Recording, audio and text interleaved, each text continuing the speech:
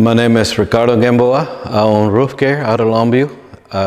We do a lot of commercial roofing as well as residential, going through all the stages of roofing as repairs and finding leaks.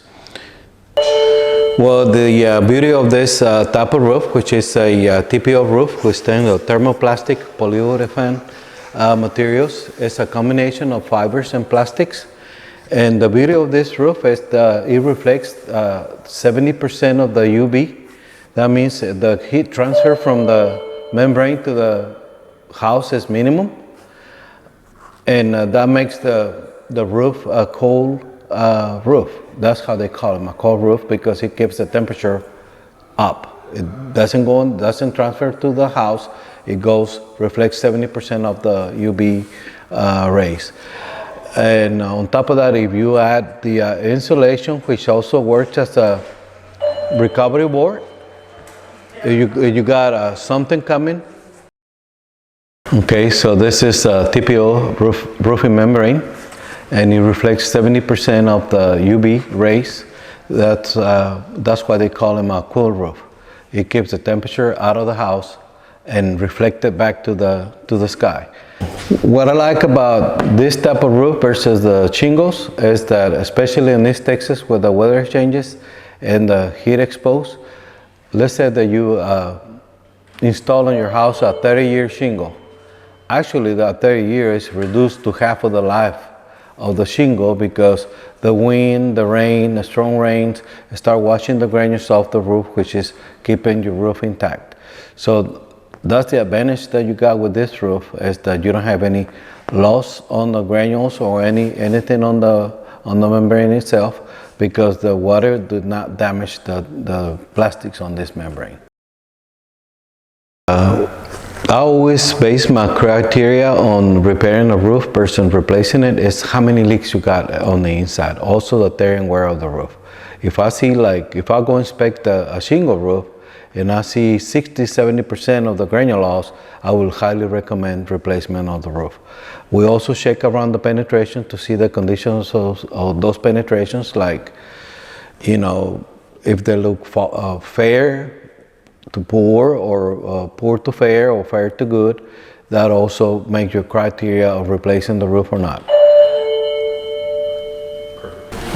When it comes to time to evaluate what kind of roofing you need, I will also ask a few questions to the homeowners. It's like, how much traffic you got on your roof? Like on this roof, none of the AC units are on top of the roof, so because of that, nobody's going to be walking on the roof. And by saying that is, if you got an AC guy walking to fix a AC unit, they might drop a screwdriver, or they might drop a hammer, they might leave materials, chemicals exposed to the roof, and that will deteriorate the roof. So I also check for what the surroundings of the house, like trees, what kind of trees you got. You got pine needles. Pine needles are very difficult to deal with because they stay on the roof and then they keep the moisture down and eventually creates a problem. That's why you see on this house we got plenty of scuppers and conductor heads, and the downspouts are big to allow the debris to go through the downspout and not stay on the roof. On a roof like this, it's properly tapered, so all the rainwater is washing the roof as it comes. The stronger the rain, the better for this roof, because it pushes the debris out quicker. That's amazing. They gotta keep in mind that the cheapest is not always the best. It's like this type of roof is a little bit more expensive than just a regular roof because of what I just said. It has a lot of heat welding. It has a lot of details around the penetration, because all of those need to be heat weld as well. It's not like, if you go on a traditional roof, which is a shingle roof, you make your endings with the same roofing material. You put on the ridge, you put shingles on it. On the gables, you terminated your shingles. You just got the shingle. That's the end of it. On this kind of roof, you need to bring the roof up, go over the parapet, and put the cap on. So it takes more components on this type of the roof, and that's why it makes it a little expensive, because it has more to it. Well, integrity of the roof, it depends on a lot of things. Like I said, how many people gets on the roof. But also, it's the integrity of the roof comes with the integrity of the people who is installing the roof. That's the reason we don't have subcontractors. All our people is the staff employees that works by the hour, not by the square. Because when they work by the square, they go faster. The more squares they put on, the more money they make. We don't work that way. Because at the end, the liability falls on our company. If they got a leak 2-3 years from now, like we offer a 7-year workmanship warranty, and because of that, we need to ensure that all the work is performed on the best effort basis. You know, like we go after that. My boys are specialized on this type of roofs.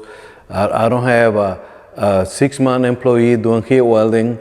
You know, it has to be 3 or 4 or 5 years. I think my lead guy on this type of roof has been working for me 15 years already. So he knows exactly what he's doing. He knows what to look for. He knows what I expect from them for the final product. And that's what makes the difference between the integrity of the company that they work for and that reflects on the integrity of the roof. Because, you know, it's hard to tell. Just, we gotta say, and how does the roof look? Well, it looks good from the freeway.